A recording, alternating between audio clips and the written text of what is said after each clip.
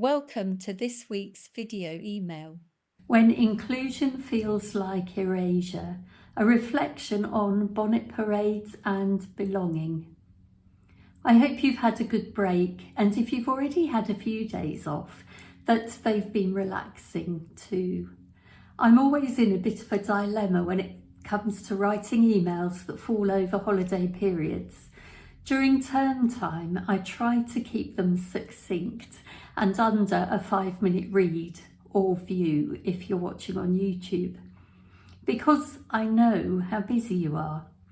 But what about during the holidays? Should I keep them even shorter, or is this a time when you might enjoy a little time and space to reflect with a think piece? I'm hoping it's the latter this week. So make yourself a cup of coffee, unwrap one of those Easter eggs that you've been promising yourself for days, if not weeks, and settle down for what I hope will be a gently provocative email. One of our Diversity Buds team members, Kirsty, recently sent me a cutting from a local newspaper. It reported that a nearby primary school would no longer be holding their annual Easter bonnet parade. The decision, shared with families by the head teacher, was presented as a step towards inclusion. By not holding specific religious celebrations, we aim to create a more inclusive atmosphere that honours and respects the beliefs of all our children and their families. I paused. Creating a more inclusive atmosphere is, of course, deeply worthy aim. But I found myself wondering, how exactly is this going to be achieved? And is the removal of one religious celebration really the best way to promote genuine inclusivity? There was no mention in the article of what would be done in its place, or how children's different beliefs would be actively recognised going forward. If we stop holding space for one tradition, does that mean all similar cultural or religious celebrations are at the risk of disappearing too? Is this how we ensure equity, by erasing visible difference? Or are we inching closer to a kind of cultural neutrality that feels to some like silence? Alternatively, is the journalist partly responsible here? Perhaps they've offered a narrow slice of the head teacher's intent, something conveniently headline friendly. After all, sound bites don't always make space for the full picture. We may never know. Maybe the school's decision was a little clumsy in its communication. Maybe the article misrepresented it.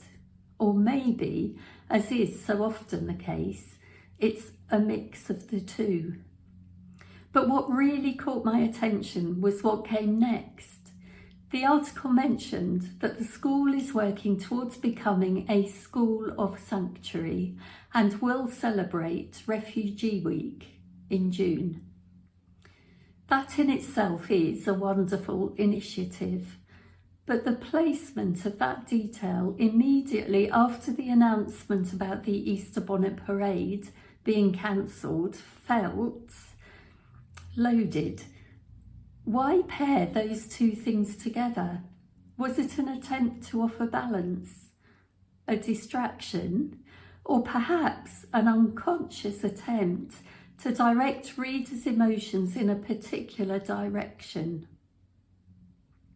It made me think about how language and layout influence the way we receive information, how stories get framed, and how easily these things can feed into our unconscious biases.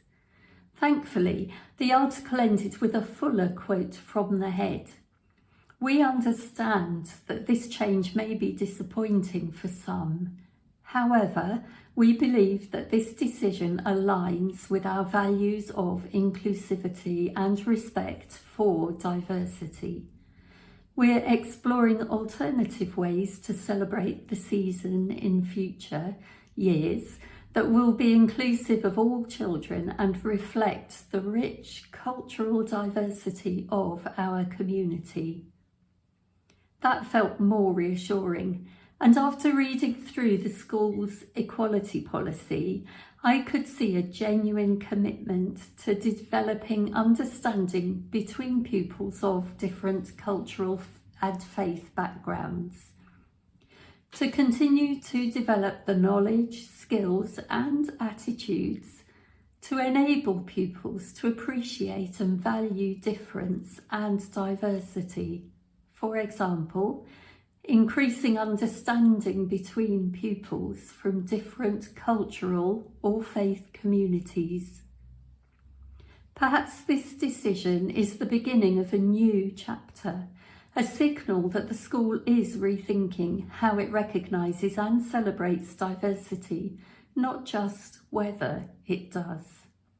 Let's hope so. Here at Diversity Buds, we believe that talking about difference, even when it feels uncomfortable, is essential. We believe in creating safe spaces for even our youngest learners to explore these conversations. And we believe that recognising difference is not the same as dividing people. On the contrary, it's how we build true connection and respect. One of our other team members, Helen, wrote a blog a while back about exactly this: how to create safe, open spaces for young children to talk about diversity and religion. If you've got a moment this holiday season, I really recommend reading it. It's short, practical and deeply thoughtful. And this week, I'd like to leave you with a gentle invitation. If something you read or hear triggers a strong emotional reaction, pause and ask, what part of me is reacting here?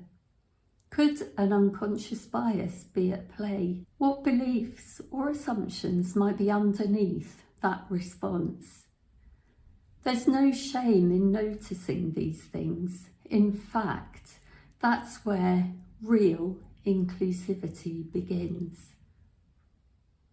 So I hope you have a good week ahead and a relaxing break, and thank you very much for watching. See you again in the next one.